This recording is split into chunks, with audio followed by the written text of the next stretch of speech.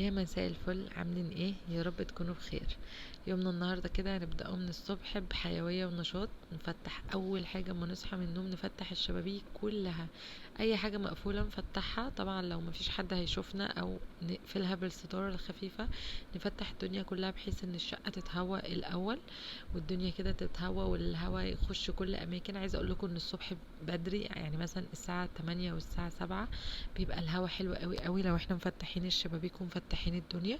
ففتحوا الدنيا كده، هيخش عليكم الهواء والهواء يرد يروح. انا من الناس اللي ما بحبش انور النور الصبح خالص. انا بعمل اضاءه خفيفه كده للمطبخ بس يعتبر، لاني بقيه الشقه بتبقى منوره من الشبابيك. شباك المطبخ برضو بينور، بس مش نفس الاضاءه القويه اللي انا اقدر اقف اعمل فيها حاجه. عملت فطار لطيف كده. احنا المفروض نفطر. اهم حاجه بجد الفطار.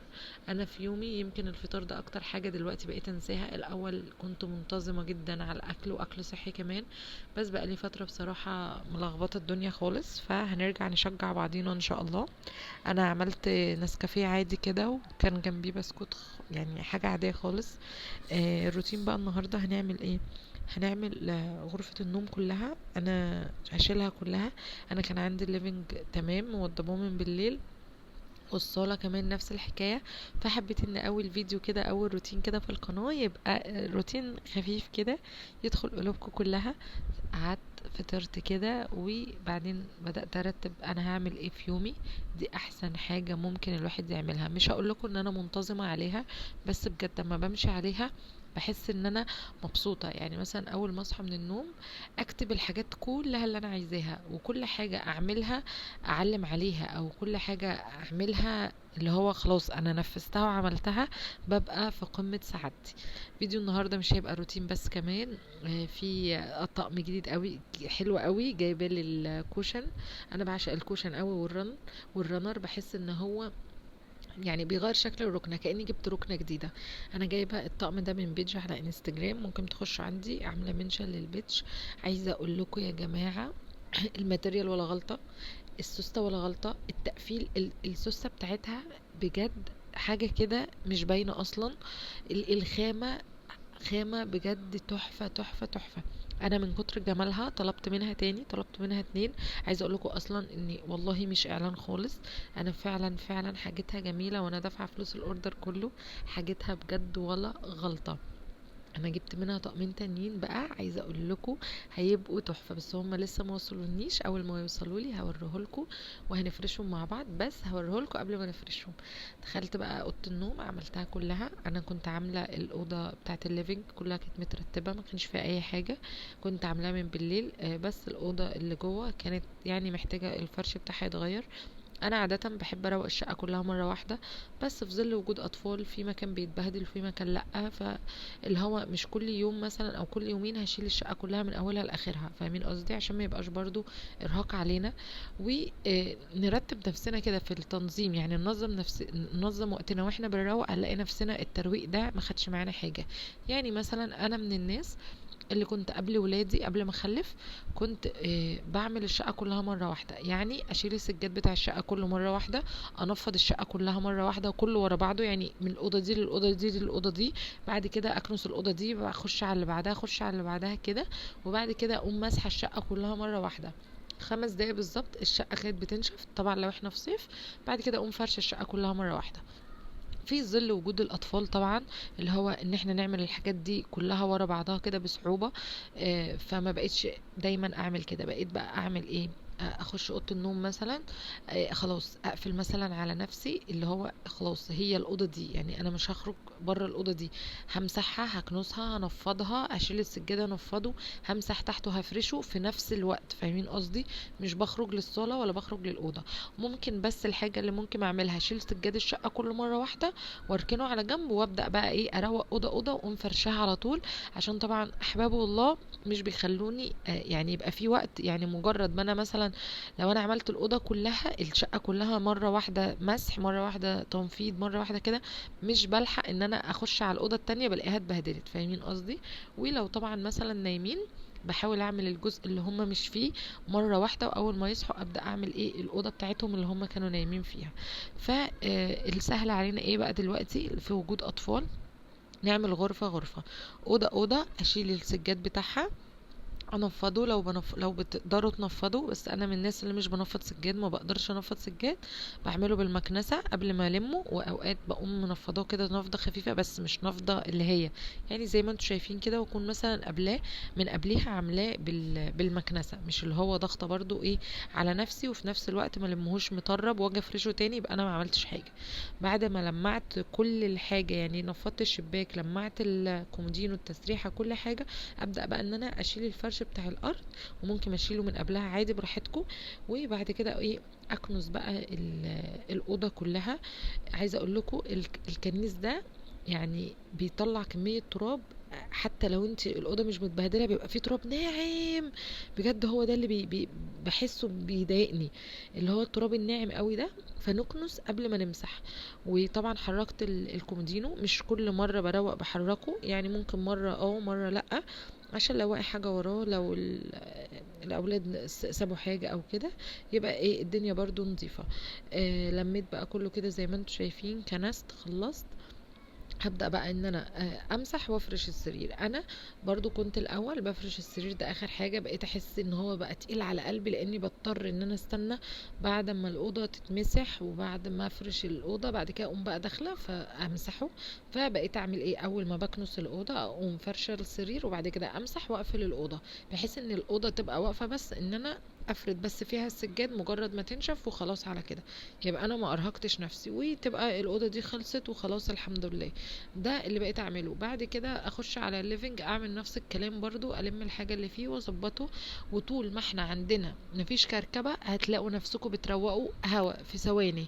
اي حاجه هتحس ان هي بتسبب لك كركبه اتخلصي منها من غير ما تفكري. لعب مكسره، حتى لو الولاد بيلعبوا بيها المكسره وعجبهم انها مكسره، لا ارميها بجد. انا من الناس اللي ما بكرهش في حياتي قد الكركبه.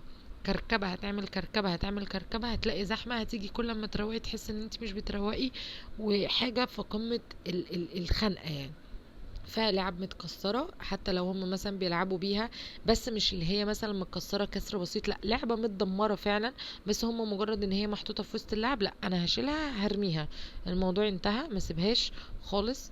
دي هتسهل عليا ان هم يلعبوا اللعب السليمة، تبقى قدام عينيهم، ابقى عارفة عندهم ايه مش عندهم ايه، اقسم لهم اللعب، كل فترة اغير لهم اللعب، يعني مثلا اشيل جزء واطلع جزء، بحيث ان هم ما يزهقوش ويبقوا كل شوية عايزين لعب جديدة.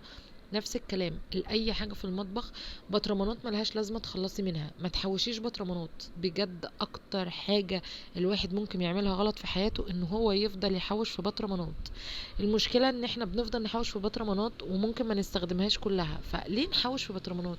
بتعمل لنا كركبة ودوشة وبجد بيبقى الموضوع مرهق جدا وزحمة بطريقة صعبة. نحوش الازاز البلاستيك، ليه نحوش الازاز البلاستيك؟ ممكن كل فترة يبقى مثلا عندنا 5 ازايز، يعني انا من الناس اللي ما بحطش ازاز في التلاجة نهائي، انا بحط الازاز بس، ممكن احط ازازتين فقط في الصيف، وفي الشتاء ما بحطش نهائي ازايز مية ساقعة، لاني احنا بنشرب مية عادية خالص، ما بنشربش مية ساقعة في الشتاء. بعمل ايه بقى، اجيب مثلا 3 ازايز او 4 ازايز، اقوم ملياهم تلج، احطهم في الفريزر، ابدا اطلع ان انا احطهم في الكولمان.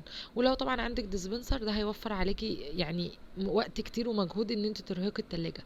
لكن ما افضلش احوش في ازايز واملاها واركنها في التلاجة، لا، انا مثلا بس بملى الكولمان بتاعي مثلا كم مره في اليوم، مرتين، يبقى مثلا هاخد 4 ازاز او 5 ازاز احطهم في الفريزر، بحيث على ما احط ده يتملي يبقى فيه غيرهم، ده يتملي يبقى فيه غيرهم.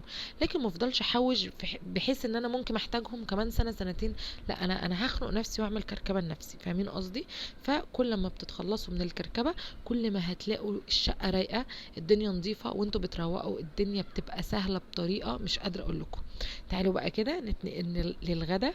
بصوا انا كان عندي صدور فراخ، انا ما باكلش فراخ بايته نهائي، فكانت عندي من بالليل، فكنت حابه ان اكيد مش هرميها، فقلت اعمل ايه بقى، هفصصها كده زي ما انتم شايفين، وحطيتها شوحت الاول، حطيت بصله يا دوبك بس اصفرت حاجه بسيطه، حطيت الفراخ هي مسلوقه، فراخ مسلوقه يعني مستويه، فصصتها زي ما انتم شايفين في الاول، وبعد كده قطعت طماطم بصل، البصل حطيته في الاول وحطيت عليه الفراخ، بعد كده طماطم فلفل، اي حاجه عندك، اي خضار عندك حطيه، انا لميت شويه الخضار اللي عندي في التلاجة بصراحه وحطيتهم، عايزه اقول لكم كان طعمها ولا غلطه بجد. حسيت ان انا باكل فراخ لسه عاملاها حالا. انا من الناس اللي لا يمكن لا يمكن لا يمكن اكل فراخ بايته. لو ايه اللي حصل، لو حتى هي فراخ مشويه متبله معموله بايه، ما بقدرش اكل فراخ بايته نهائي. فهي يا اما في يومها يا اما خلاص. فاحنا برضو مش بناكل الفراخ سليمه. يعني انا من الناس برضو اللي ما بناكلش الكتف قوي، فدايما الكتف هو اللي بيتبقى. فهو كان باقي، فقلت بقى ايه افصصه كده واعمله. انا جت في دماغي ان انا افصصها كده. ممكن تكون دي طريقه اكل اصلا انا ما اعرفهاش، بس هي جت في دماغي ان انا افصصه واشوحها كده واعملها زي في السندوتشات كده، كانها شاورما مثلا فراخ. وشويه الكاتشب بقى اللي انا حطيتهم دول، هم دول اللي نقلوا طعمها في حته تانية. مش تحطه على السندوتش، انا كده كده هحطه على السندوتش، بس لا، حطه وهي بتستوي شويه كاتشب كده. يا الله على الجمال بجد، ودت الريحه والطعم في حته تانية خالص. وبرضه حطيت على الساندوتش من فوق كده. بجد كان طعمها ولا غلطه. بجد كانكم مشترين اصلا سندوتشات من بره. وتبقى حلوه للولاد مثلا، وتبقى حاجه برضه في البيت، حاجه صحيه برضه، فيها خضار وفراخ يعني بروتين في نفس الوقت. يمكن اللي مش صحي في الموضوع الفينو يعني. بس انا حبيت ان انا اعملها فين، وكان طعمها جميل. كنت عاملاها مره قبل كده، مره، لا مره بعد دي. كانت بعيش، ما عجبتنيش قوي. حتى دي اتبقى منها شويه، خدت منها حاجه بعيش، ما حسيتهاش بعيش حلوه زي الفينو. بالفينو كده طعمها كانك مشتريه شاورما جاهزه من بره. طبعا هي مش زي الشاورما بتاعت بره، بس كان طعمها حلو قوي قوي. بجد كانت ولا غلطه. كان طعمها كده جميل. وزي ما بقول لكم التيست بتاع الكاتشب ده عمل طعم ولا غلطه. عندك بقى مايونيز حطي، عندك اللي هو الصوص الحار بتاع الكاتشب الحار ده برضو ممكن تحطي براحتك. انا حطيت بس جنبها مخلل لينا كمان، ولادي مش بياكلوا طبعا مخلل. واستكفيت بكده. وبكده يومنا يكون انتهى على خير الحمد لله. وطبعا ننهيه بكوباية ليمون ساقعة في الحر ده. فلو عجبكم الفيديو ما تنسوش تعملوا لايك ليه واشتركوا في القناة عشان نكبر مع بعض. وقولوا لي عايزين الروتين الجاي ايه.